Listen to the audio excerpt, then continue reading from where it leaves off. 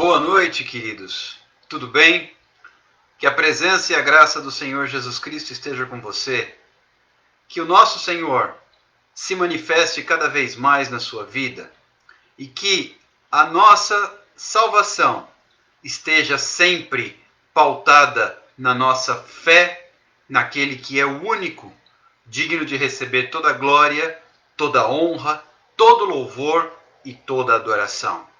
Que você e eu continuemos entendendo que a nossa salvação ela vem do Senhor.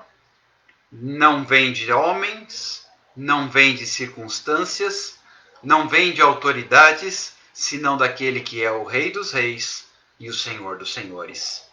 Que eu e você prossigamos firmes na palavra do Senhor, firmes na presença de Deus e firmes com a nossa fé inabalável naquele que tem cuidado de nós. Muitos têm se frustrado nesses dias. Uns porque acreditaram no homem, outros porque acreditaram em si mesmos, outros ainda porque não esperavam que a situação fugisse do seu controle. Os únicos que não se frustraram são aqueles que em todo o tempo depositaram a sua confiança no Senhor. E nesta noite, nós nos perguntamos: em quem temos crido? Em quem temos depositado a nossa confiança, a nossa fé e a nossa esperança? Aonde está a nossa firme convicção de respostas? Queridos, por certo, você não encontrará respostas satisfatórias no homem. Porque o homem, ao mesmo tempo, pode nos agradar em determinado momento e, noutro, nos desapontar. Pode nos ajudar e, num outro momento, falhar conosco. Isto é da natureza humana. Por isso, não podemos confiar em homens. Precisamos confiar no Senhor. E se nós não fizermos isso, corremos um sério risco de nos frustrarmos, nos decepcionarmos e até nos amargurarmos. Cada dia da sua vida, lembre-se: quem realmente tem cuidado de você e que jamais falhou. Hoje eu quero trazer mais uma vez a questão da prioridade para analisarmos à luz da palavra de Deus. Qual tem sido a sua prioridade? Qual tem sido a sua meta? Quando o ano começa, na virada de um ano para o outro, é muito comum, é muito esperado até, que as pessoas façam planos e promessas. Agora, eu vou até usar um exemplo que chega a ser engraçado, mas é verdadeiro. Quantas pessoas não fazem, na virada do ano, aquelas promessas do tipo: vou emagrecer, vou eliminar tantos quilos, vou me matricular numa academia e começar a fazer atividade física, vou controlar o meu cartão de crédito e assim por diante. Neste ano, vida nova, ano novo, vou agir diferente, vou me alimentar melhor, vou fazer exercícios, etc. E aí começa o ano. Passados alguns dias, já repararam que a maioria das pessoas que fizeram essas propostas estão frustradas e desapontadas porque não conseguiram cumpri-las? Ou, pelo menos, não atingiram a meta a qual se propuseram? Se nós nos desapontamos conosco, imaginem com os outros. Porque nós temos, pelo menos em tese, controle sobre nossos próprios atos. jamais sobre os atos de terceiros. Se nós, que temos controle sobre os nossos próprios atos, nos desapontamos conosco, imagina com os demais. Por isso, não podemos colocar nossas esperanças no lugar nem na pessoa errada. Precisamos confiar no Senhor. Precisamos colocar a nossa expectativa em Deus, na pessoa do Senhor Jesus Cristo. Ele não nos desaponta. Ele não nos deixa frustrados. Ele não nos deixa desapontados, nem tampouco enganados. Porque muitos fazem promessas tentando se auto-enganar. Porque, na verdade, só haverá resultado se houver uma mudança. Isso desde situações bem naturais, corriqueiras, simples. Ninguém elimina peso sem mudar hábitos, por exemplo. Ninguém elimina peso sem mudar alimentação e atividade física. Caso contrário, trata-se de um engano. Ainda que alguns busquem certos atalhos, cirurgias, remédios, etc., sabemos que é um preço muito alto a se pagar. No entanto, qual é a situação que nos garante resultado? Mudança. Precisamos de mudança. Aí sim, o resultado é atingido. A meta é alcançada. O objetivo é conquistado. E eu usei aqui alguns exemplos bem simples, até de forma descontraída, para chegar ao seguinte ponto. Na nossa vida com Deus, também funciona assim. Ou seja, nós somente alcançaremos o que Deus tem para nós se houver da nossa parte mudanças. Se houver da nossa parte novas atitudes, mudanças de hábitos, de princípios, de condutas e de atitudes. Engano achar que você terá vitória sem deixar o pecado de lado, por exemplo. Mudou o ano. Eu vou alcançar a bênção que Deus tem para mim. Louvado seja Deus. E qual é a sua postura? Você continua apegado às velhas práticas? O apóstolo Paulo, ele deixa uma orientação muito categórica. Ele diz assim: se alguém está em Cristo, é nova criatura. As coisas velhas se passaram. Eis que tudo se fez novo. Eu vou repetir e em seguida vou ler com você.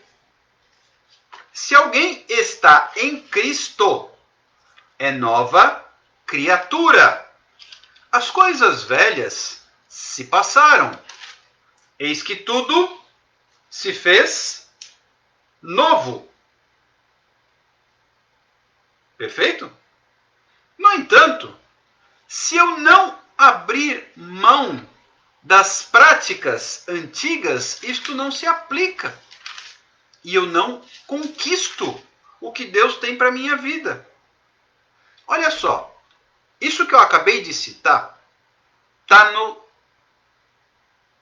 segundo livro, na segunda carta de Paulo aos Coríntios, capítulo 5, versículo 17, que diz exatamente isso. E assim, se alguém está em Cristo, é nova criatura.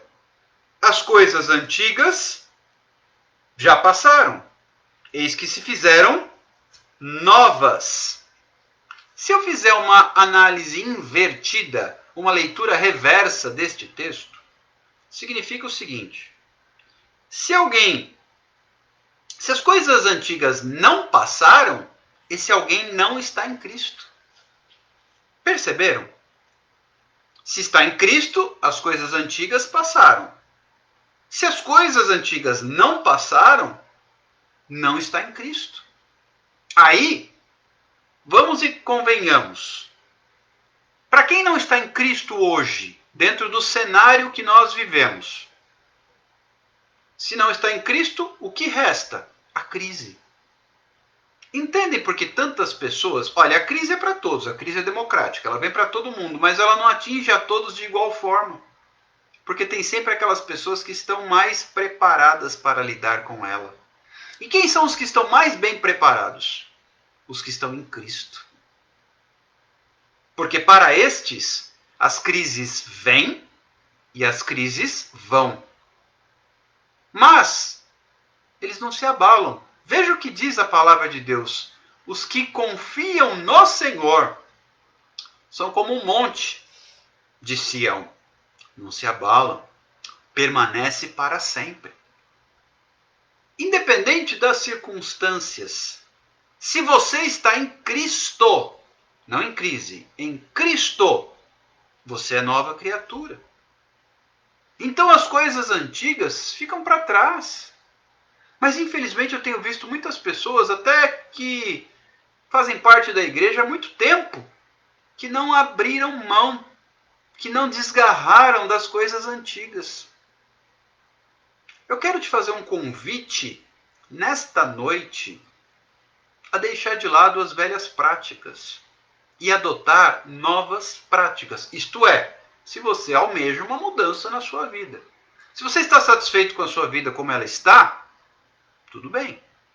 Agora, se você quer mais, se você deseja mais, se você tem no seu coração o desejo de chegar mais longe, de caminhar e alcançar outras metas, outros objetivos, de ter uma vida com Deus num outro patamar, então precisa deixar as coisas antigas de lado.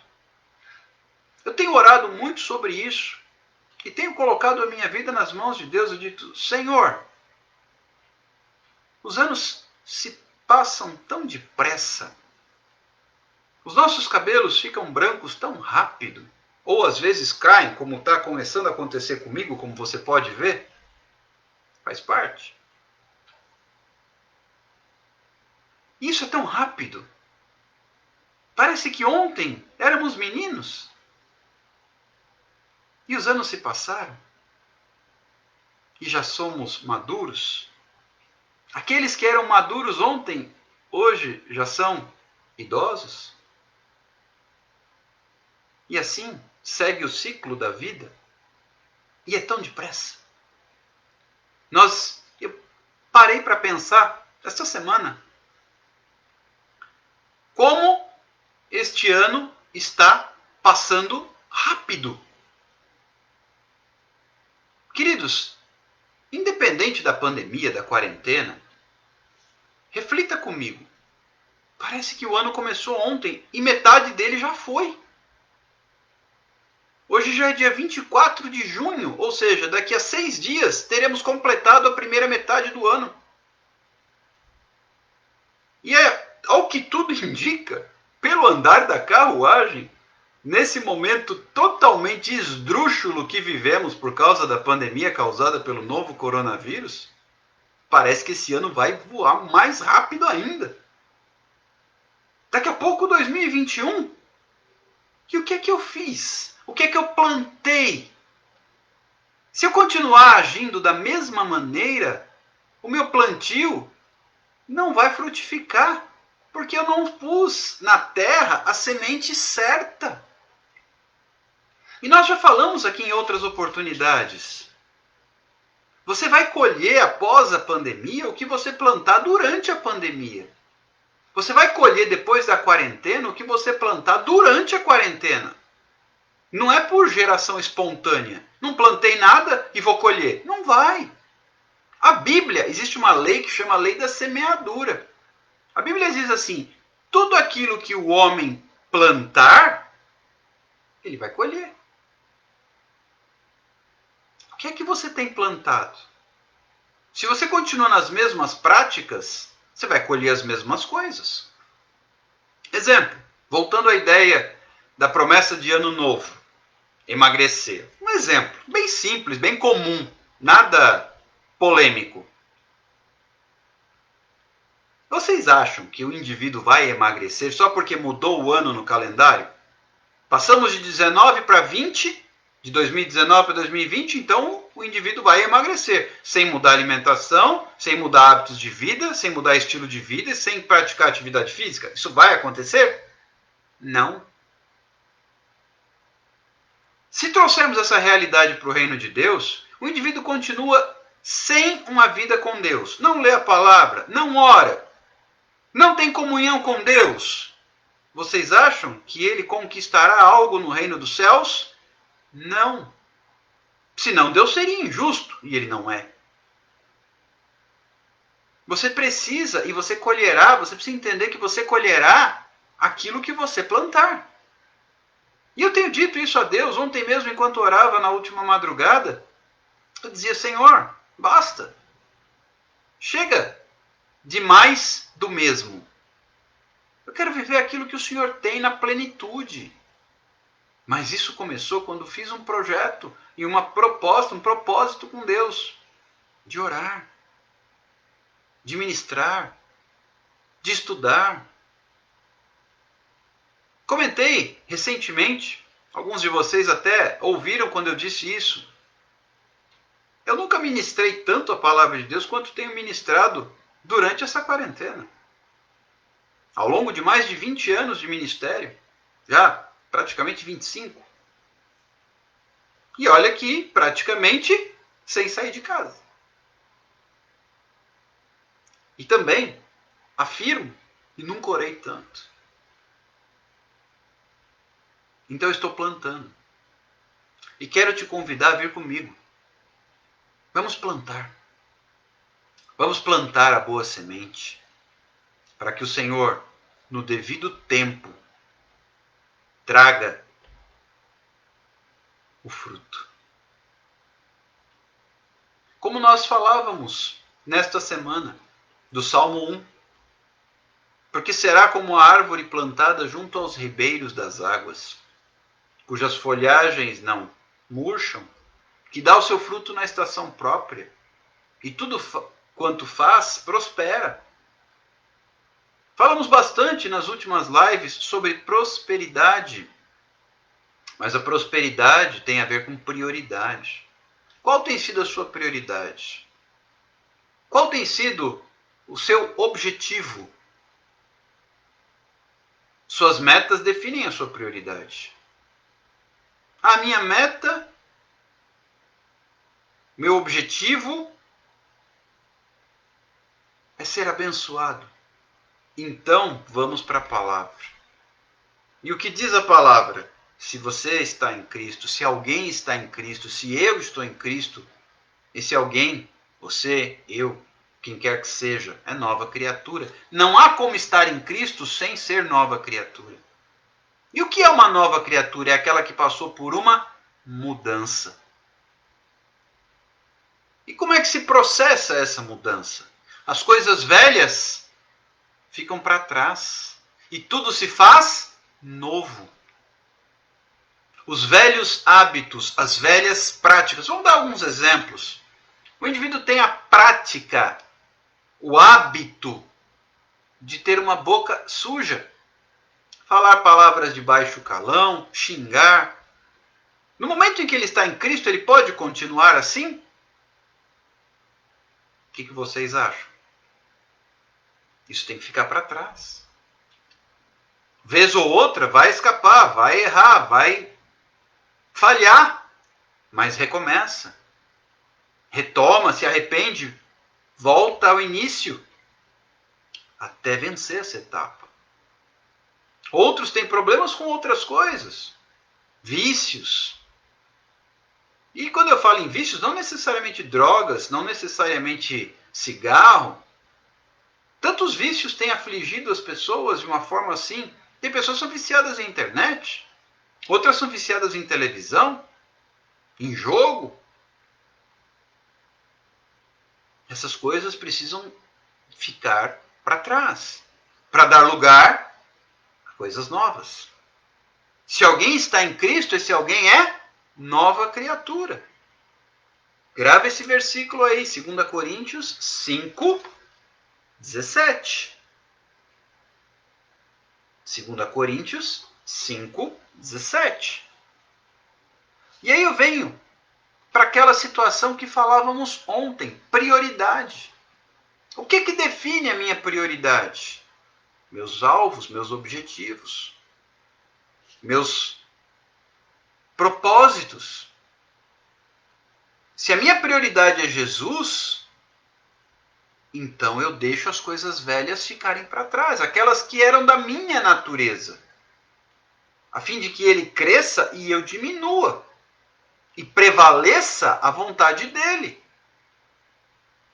Mas para isso, muitas vezes, para que nós tenhamos a decisão desta mudança, dessa transformação, nós precisamos entender o seguinte: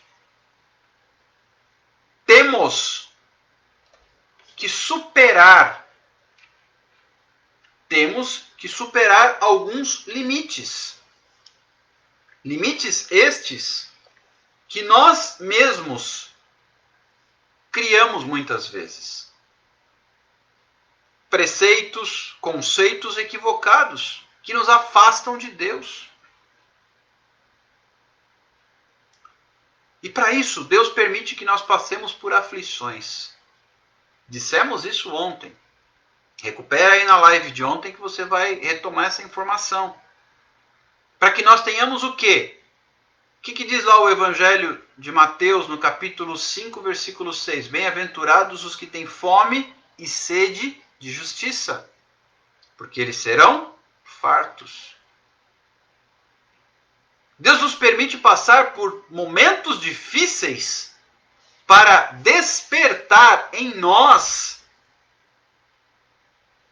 sede e fome. Porque isso fará com que nós busquemos a Deus, colocará isso como uma prioridade na nossa vida.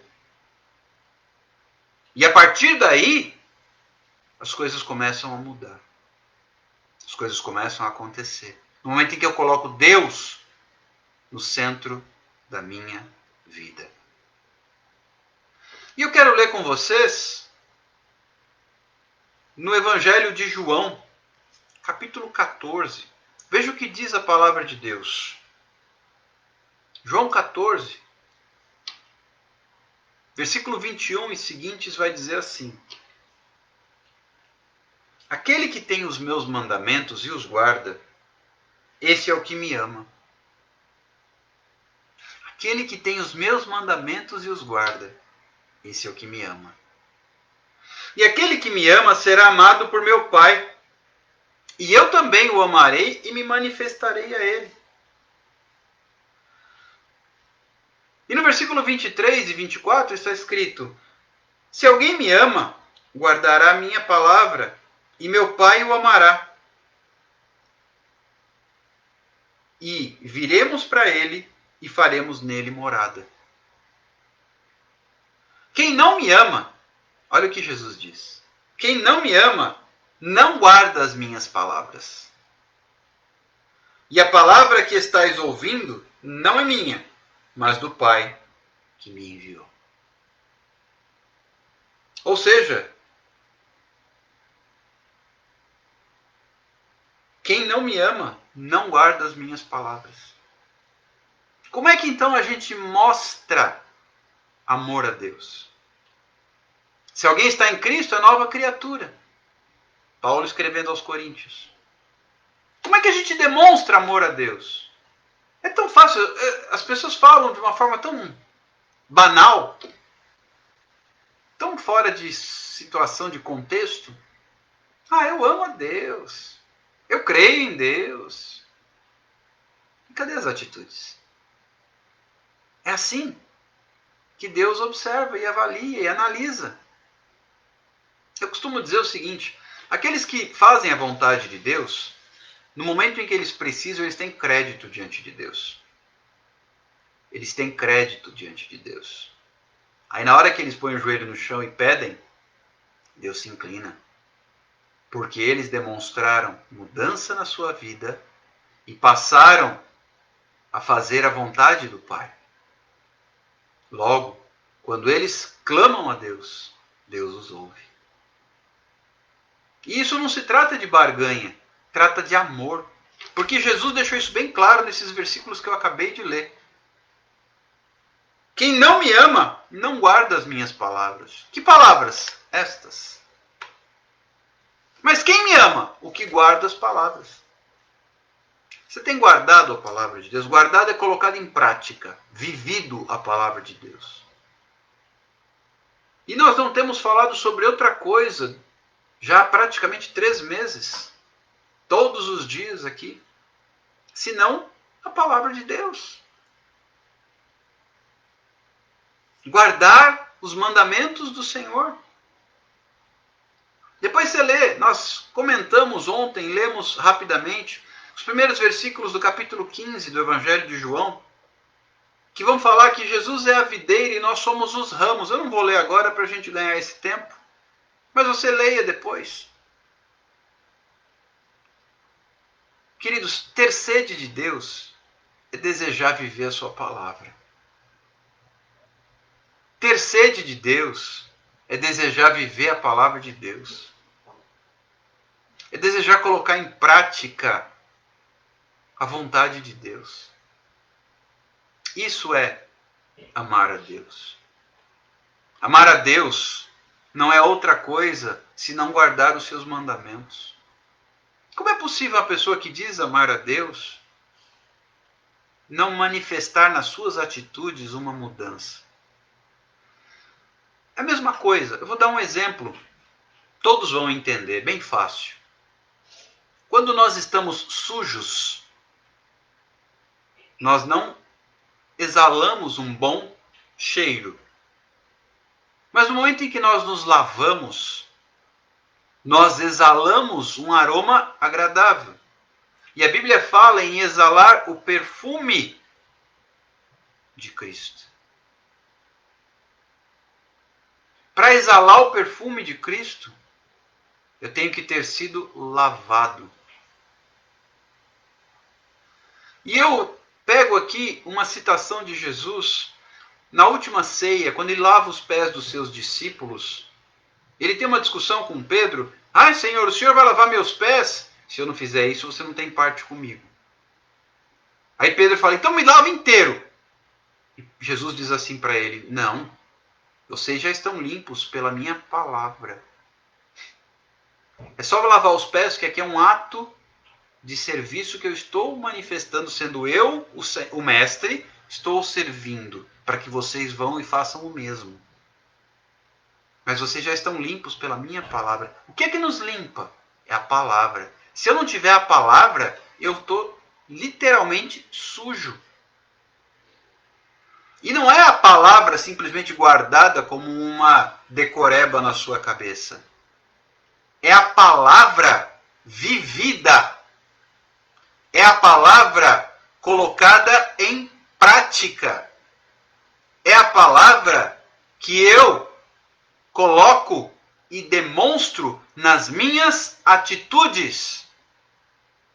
Como é que alguém pode dizer que está em Cristo se não abandonou os velhos hábitos? Se não abandonou as velhas práticas? Se não abriu mão daquilo que lhe é natural? Não podemos, escute bem, não podemos continuar. Queridos, isso tem me inquietado demais. Nós não podemos continuar do modo como estávamos. Por favor, aproveite esta pandemia para um novo começo na sua vida. A Bíblia fala, lá na carta de Paulo aos Romanos, que todas as coisas, cooperam para o bem daqueles que amam a Deus. Todas. Então uma pandemia pode cooperar para o meu bem? Sim. Eu quero recapitular com vocês só um versículo do Salmo 42 que a gente leu, sobre o qual a gente conversou bastante, espero que vocês tenham lido também. Por que estás abatida, ó minha alma? Por que te perturbas dentro em mim? Espere em Deus, pois ainda o louvarei, e a Ele meu auxílio e Deus meu. Espere em Deus. Por que estás abatido, ó minha alma? Por que te perturbas? Aquela conversa, conversei sobre isso com vocês, aquela conversa do salmista com sua própria alma. Por que estás abatida, ó minha alma? Por que te perturbas? Espere em Deus. Eu ainda o louvarei, o meu Deus, o meu auxílio. Mas onde isso começa? Na minha transformação. Se eu não me transformo, se eu não mudo a minha atitude, se eu não estou em Cristo, então eu estou perturbado. E é por isso que tem tantas pessoas hoje, literalmente desesperadas diante da situação do mundo. E em alguns momentos você vai achar até surpreendente o que eu vou dizer agora. Eu tenho glorificado a Deus, porque eu tenho visto muitas pessoas, nem todas, claro, mas muitas pessoas têm passado por um despertamento durante esta pandemia, porque o sufoco as fez terem sede de Deus e fome de Deus. Eu mesmo criei alguns hábitos novos durante este período. E, queridos, eu não tenho dúvida de que eles trarão resultados, frutos poderosos. Vocês aí são frutos desse nosso novo começo. Porque estas lives têm alcançado pessoas, têm abençoado vidas. Agora, não existe resultado oriundo de simplesmente cruzar os braços e esperar. Porque quem planta nada, o zero, vai colher nada, zero. Por outro lado, aquele que planta vento vai colher tempestade. E como é que eu lido então com essas variáveis? É muito interessante que a Bíblia fala a respeito de arrependimento. O texto que eu li agora há pouco, lá na carta aos Coríntios, trata disso. Deixar de lado, deixar para trás as coisas velhas. Eu quero te convidar nesta noite a deixar de lado as coisas velhas. Eu tenho procurado fazer isso. Não é fácil, tá? As coisas velhas nos agradam. Elas confortam a nossa alma. Eu ouvi uma vez uma frase, eu achei curiosa. Existe um desenho, se eu não me engano, que chama Meu Malvado Favorito. Não é isso? E eu escutei um pastor ministrando certa vez, e ele usou o seguinte trocadilho: meu pecado favorito. Sabe aquele que você deixa guardadinho lá no fundo do coração? Ah, isso aqui é algo que está resguardado, aqui é o que me faz ter prazer. Aí eu vou para o Salmo. Antes o seu prazer está na lei do Senhor, e na sua lei medita de dia e de noite. Eu quero te perguntar, com sinceridade, aonde é que está o seu prazer? Aonde está o seu prazer? Isso vai determinar muita coisa. A Bíblia fala assim que aonde está o seu tesouro, ali está o seu coração. Tesouro é aquilo que você almeja, que você anseia, seu querer, sua vontade, seu desejo. E o seu coração estará voltado para aquilo. Antes tem o seu prazer na lei do Senhor. E na sua lei, Salmo 1, medita de dia e de noite. E olha a receita que Deus dá para Josué. Josué capítulo 1. Não te apartes, não se afaste do livro da lei. Que naquela época eram os 5 primeiros livros apenas. Gênesis, Êxodo, Levítico, Números e Deuteronômio. Escritos por Moisés, que estavam guardados dentro da Arca da Aliança e que eram lidos anualmente. Antes medita nele de dia e de noite, para teres o cuidado de fazer tudo quanto vos tenho ordenado. Queridos, o caminho não é fácil. Existe um preço. E pagar o preço envolve compromisso. E compromisso envolve mudança. Exemplo. É possível casar-se e viver uma vida de casado com os hábitos da vida de solteiro? O que vocês acham? Essa pergunta encaixa bem para os casados. Ou aqueles que já viveram um relacionamento sério.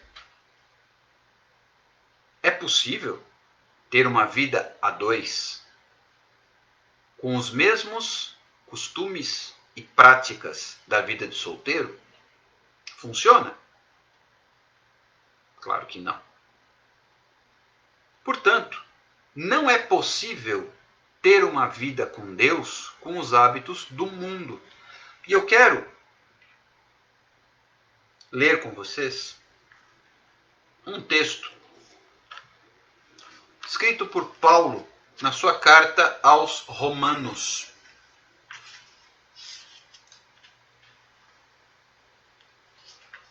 Fácil de entender porque ele foi muito objetivo.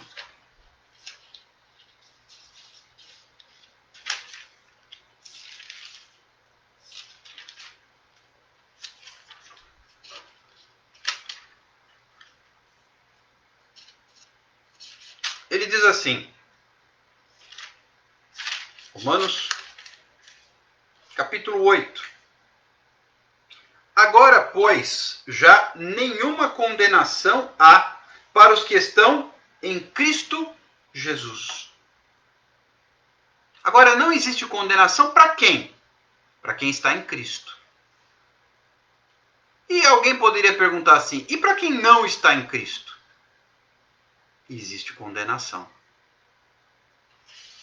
Então, como é que eu lido com essa situação? Como é que eu lido com isso? Eu tenho que estar em Cristo. E é possível estar em Cristo sem guardar os seus mandamentos? Nós lemos isso lá no Evangelho de João. Não. Entendem por que nós precisamos fazer um ajuste na nossa vida? Precisamos fazer uma sintonia na nossa conduta. Precisamos fazer uma verdadeira revolução. E no mesmo livro que Paulo escreve aos Romanos, a sua epístola aos Romanos, agora ele é mais claro ainda. Capítulo 12. Rogo-vos, pois, irmãos, pelas misericórdias do Senhor. Ele está literalmente pedindo encarecidamente. Rogar é a forma mais enfática de pedir, mais contundente. Rogo-vos, pois, irmãos, pelas misericórdias do Senhor, ou seja, eu peço encarecidamente que apresenteis os vossos corpos por sacrifício vivo, santo e agradável a Deus. Como? Que é o vosso culto racional a Deus. E alguém poderia perguntar assim, como que é isso? Explica. no versículo seguinte, explica: e não vos conformeis com este século. A outra tradução vai dizer com este mundo. Mas transformai-vos pela renovação da vossa mente, para que experimenteis qual seja a boa, agradável e perfeita vontade de Deus. Vocês estão me entendendo? A maneira de eu experimentar os benefícios da vontade de Deus na minha vida é uma mudança. Todos querem os benefícios, mas nem todos querem a mudança.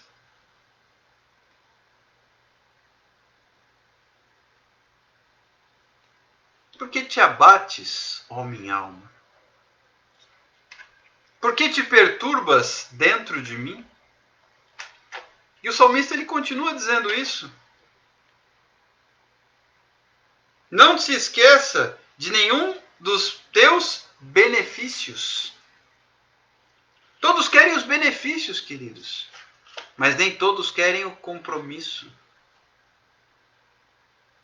Abrir mão não é fácil. Mas nesta noite eu quero te dizer o seguinte: Deus está te convidando para ter uma vida com Ele. Deus está me convidando para ter uma vida com Ele. Só que isso envolve uma decisão. Uma decisão que requer mudança. Jesus disse certa vez sobre 2 tipos de porta. Há uma porta larga e um caminho espaçoso, e ele conduz à perdição. E são muitos os que entram por ele.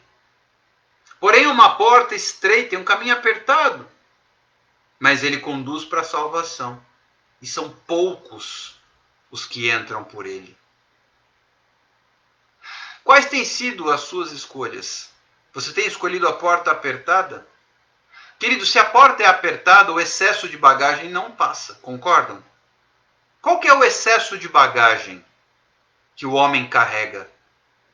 Pecado. Entendem? Se alguém está em Cristo, é nova criatura, as coisas velhas passaram. Eu particularmente, Alexander, tenho procurado deixar o excesso de bagagem para trás. E não vos conformeis. O que é conformar? É tomar a forma, igual um bolo. Você não terá um bolo redondo se você o colocar a massa numa forma quadrada, ok? E vice-versa. Para que o seu bolo seja redondo, você tem que usar uma forma redonda. Parece óbvio, mas nem sempre as pessoas entendem. Para entrar no reino dos céus, eu tenho que me conformar, eu tenho que tomar a forma de Cristo. Por isso é que está escrito: prossigo para o alvo, até atingir a estatura do varão perfeito. E o que é que nos aperfeiçoa? São as tribulações. Porque elas nos despertam a fome de Deus. Elas nos despertam a sede de Deus. E nos aproximam dele. E em nos trazendo para perto dele, começa a promover a mudança. É claro que nada disso acontece assim. Num primeiro momento, as pessoas que se entregam a Jesus, elas vêm como elas estão. Ok? Mas elas não devem permanecer como estavam. Senão, Jesus não teria dito, por exemplo, para aquela mulher flagrada em adultério: vai, não peques mais. Ela poderia continuar, sem problema nenhum, mas não funciona assim. A salvação se dá na mudança. O contrário é o auto-engano. E nós precisamos tomar cuidado com aquilo que nós estamos plantando. E o nosso plantio, ele está ligado às nossas atitudes. Quais têm sido as suas atitudes em relação aos seus hábitos, seus costumes? Queridos, eu oro a Deus para que nós nos livremos daquilo que o pessoal chama de síndrome de Gabriela. Aquela da literatura brasileira. Eu nasci assim, eu cresci assim, eu vivi assim. Não. Eu posso ter nascido assim, eu posso ter crescido assim, eu posso ter até aqui vivido assim, mas daqui para frente eu sou nova criatura. As coisas antigas, e eu não estou literalmente dizendo isso apenas para quem não entregou a vida para Jesus. Isso se aplica a todos nós, porque todos nós temos os nossos maus hábitos ainda ativos, frutos da nossa velha natureza, que precisa ser colocada na cruz. Jesus disse: se alguém quer vir após mim, negue-se a si mesmo. Tome a sua cruz, a sua própria cruz, e me siga. Não há outro caminho. O caminho para uma vida com Deus é o caminho da cruz. E quem quer que tente criar outra opção está fora da palavra de Deus. E se está fora da palavra de Deus, não ama a Deus. Porque aquele que tem os meus mandamentos, disse Jesus, e os guarda, esse é o que me ama. Você ama a Deus? O que você tem feito com os mandamentos dele? Queridos, essa palavra tem, eu não sei para você, mas para mim ela tem ardido o meu coração. Ela tem inflamado o meu interior. E literalmente me convocado a uma tomada de atitude, a uma tomada de postura, a uma mudança. Você quer vir comigo? Você quer vir comigo? Vamos juntos deixar o excesso de bagagem para trás e começar a plantar para colher muito em breve uma vida abençoada, uma vida ligada à vontade de Deus. E não vos conformeis com este mundo. Queridos, eu te convido a abrir mão do apego ao mundo. Porque ele é a causa de muitas quedas. Ele é a causa de muitos fracassos e frustrações. Deus te ama como você é. Mas ele tem algo melhor para você. E se você está nele, então as coisas antigas têm que ficar para trás. Se você está nele, as coisas velhas têm que ficar para trás. Não tem outro jeito. Vem comigo. Vamos juntos viver o novo de Deus. Por isso, e com isso eu quero concluir, é que tem tantas pessoas desanimadas porque as coisas não acontecem com elas. Ah, mas não muda nada. Tá tudo igual. Tá tudo igual porque você está igual. Porque para aquele que muda, se você clamar, se você tomar a atitude, fizer um propósito, assumir um compromisso com Deus, de orar e de buscar. O que diz a palavra de Deus em 2 Crônicas 7, versículo 14?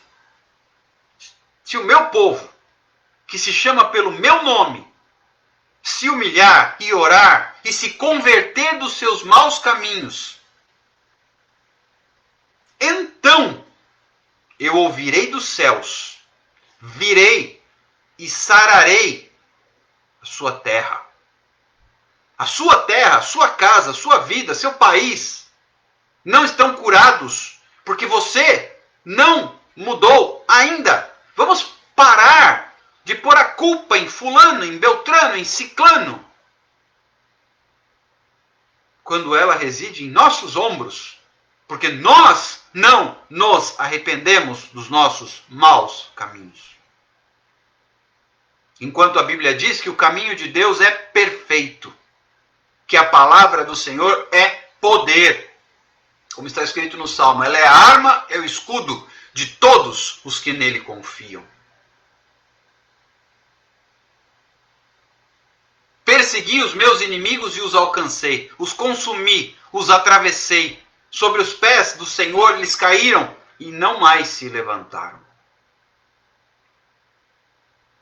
Porque quem é Deus, senão o Senhor? E quem é o rochedo, a rocha, senão o nosso Deus? Queridos, para onde é que nós vamos, se somente Jesus tem palavras de vida eterna? Essa palavra soa até como um desabafo da minha parte, de alguém que deseja intensa e ardentemente viver o novo de Deus. Basta do meu passado, da minha história, dos meus erros, das minhas quedas, dos meus pecados. Se alguém está em Cristo, é nova criatura. Você quer abraçar isso? Nós vamos orar. E vamos nos colocar diante de Deus. Nessa madrugada eu vou me colocar diante de Deus mais uma vez, como tenho feito todas as madrugadas. E se você deseja abraçar isso como eu desejo ardentemente, você pode vir comigo nessa oração. E nós vamos conquistar o novo de Deus para nós. Sabe, queridos, eu estou farto, eu particularmente, estou farto de viver a vida com Deus incompleta. Ah, mas eu tenho a minha casa, meu salário, meu carro, meu sustento, está tudo bem. Deus não me chamou para isso. Não só para isso. Ele tem mais. Só que para conquistar o mais, eu não posso continuar fazendo as mesmas coisas. Vou te fazer um convite para nós encerrarmos essa live, que eu já estourei o tempo. Se você deseja, escuta o que eu vou falar. Se você deseja algo novo na sua vida, nós vamos orar juntos. Você vai entrar em contato comigo. Você pode chamar pelo Instagram, pelo direct, pela mensagem no Facebook. Pode me chamar pelo WhatsApp. Aí nós vamos orar juntos na mesma direção. Se você quer viver a plenitude do que Deus tem, disposto a pagar o preço por isso. Ah, mas qual é o preço? Deixar para trás as coisas velhas. E você sabe do que eu estou falando. Você sabe. Você é melhor do que ninguém para conhecer os seus próprios maus caminhos. Eu conheço os meus defeitos, minhas falhas, minhas práticas que não estão de acordo com a palavra. Se alguém está em Cristo, é nova criatura. Se você deseja viver isso, como Paulo escreve aos Romanos, e não vos conformeis com este século. Se você está farto, sabe aquela palavra, aquele dia que você chega assim e diz, basta? Eu tenho dito isso. Basta de viver o reino de Deus e a vontade de Deus pela metade. Se você está disposto a isso, você entra em contato comigo e a gente vai orar junto. E vamos em frente. Deus te abençoe. Um forte abraço. Fique com Deus. Na graça e na paz do Senhor Jesus Cristo. Vamos juntos. Deus tem muito mais para mim e para você.